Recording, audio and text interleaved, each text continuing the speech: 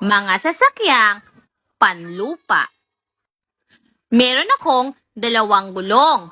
Pwede ako sa bata o matanda. Kapag bata ang sumakay sa akin, nagiging 3 ang aking gulong.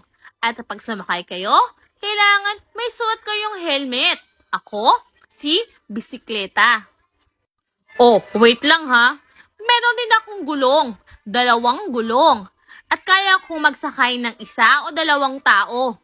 Kaya kong pumunta sa malalayong lugar.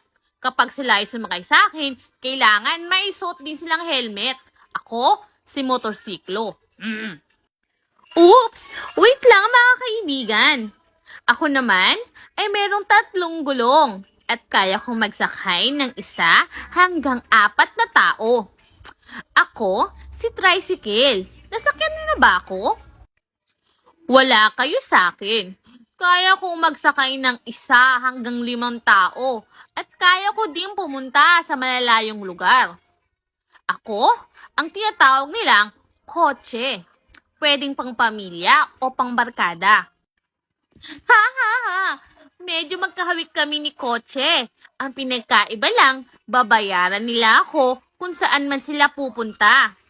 Pwede din akong pang barkada o pang pamilya. Ako ang tinatawag na taxi. Bulaga! Oh, hindi ako yung puting van na nangunguha ng bata ah. Ako ay van. Kaya kong magsakay ng mas madaming tao kaysa sa kanila. Pwede ako hanggang 20.